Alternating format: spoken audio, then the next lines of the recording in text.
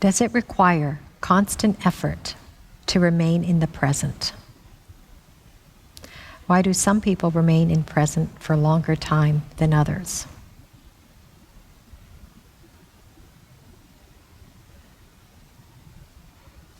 I'll answer the second part of the question first. Don't worry about other people. We're not concerned about others. Because when you begin to concern yourself, oh, boy, they're more present than I am, or, oh, I'm more present than he is or she is, and then you're stuck here in the realm of thought, judgments, concepts. So let that go and drop that. And that first part of the question is, does it require constant effort to remain in the present?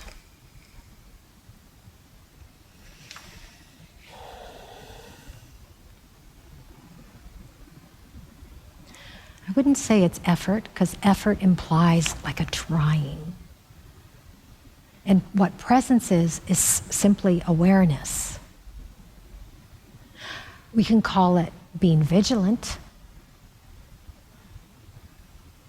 The practice of being present is you're being vigilant in it, not an effort of, okay, I gotta be present right now. Gotta try. Oh. And that trying and that tenseness is a contraction.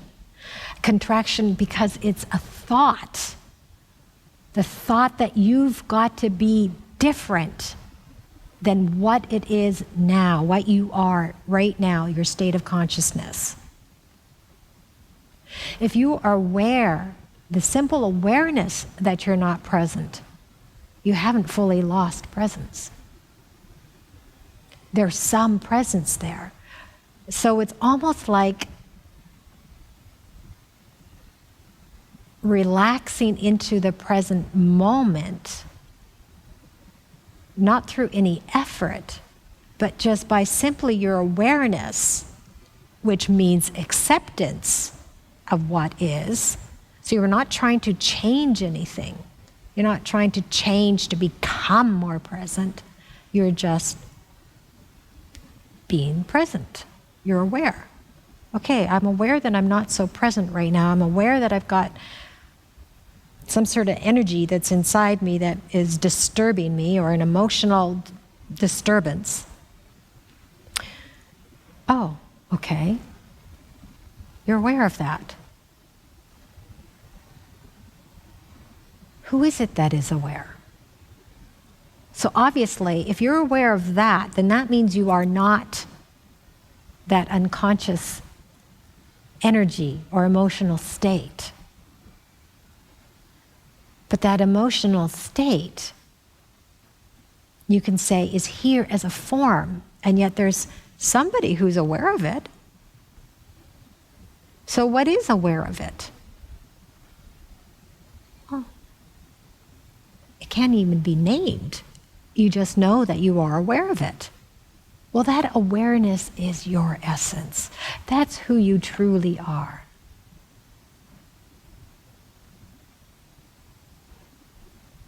So presence doesn't mean that you want to change the situation. That change in your situation will happen organically as you become more present to it, allowing it to be as it is. And through that allowing and that awareness, change happens. Whether it means it'll just happen all on its own, or whether you will receive some sort of information, whether it's intuitively or through a thought, oh, I'm going to do something different here.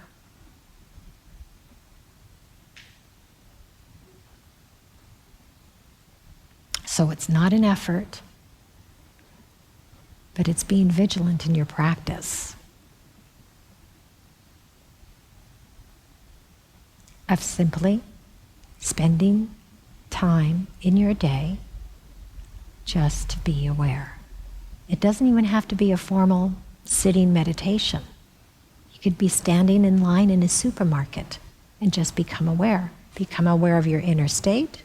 Become aware of your surroundings, the energy perhaps in the room, aware of the people that are around, aware of using your senses. It could be your smell, the smells, what you hear. All these are portals into becoming present. You're not changing anything, it's awareness. I'll say that again, it's awareness. Nothing more. We are always aware. Whether that means you're aware of the state that you're in. When you've completely lost consciousness, then you are your reactivity, you are your conditioned self. You just react. Say, for example, if your pain body is up and you're not even aware that you're angry, or say it's an anger pain body, and you're just angry, and you're taking it out on whoever is around. You're just simply just angry. And somebody will say, "Oh, wow, what are you so angry about?" "I'm not angry." That's totally lost. There's no opening there. What happened is that you have identified with the emotion, and it's like you've become this emotion, and you walk around and you perceive through this and you speak through this emotion. Through this form. It's a form, a temporary form. You've identified and it's like you think you are this form. But you're not. But that just even a little sliver of an awareness that you have an energy of anger inside you, you've separated from it. You're not it. So you allow this awareness to grow, not by trying to get rid of this anger, but simply, oh, wow, there's anger here. Okay, I'm not going to bring all my attention to this anger. I know it's there, so I'll begin to place my attention as well on some other sense perception, perhaps, sound that's out there, or just looking around the room, so that you begin to separate more and more from this emotional state. So we separate because we've expanded our awareness to more things other than this angry state. And we go, oh, this anger isn't so big after all. And then you might receive some insights on what triggered that anger, what that angry emotion is all about. And you receive this information, this insight. It just presents itself to you. You can ask the question, but don't go looking for the answer. You can ask the question, wow, what's this anger? What am I feeling? Why am I feeling this? But then let go of that question and keep that expansion of the awareness. And if it's meant to, it'll reveal itself.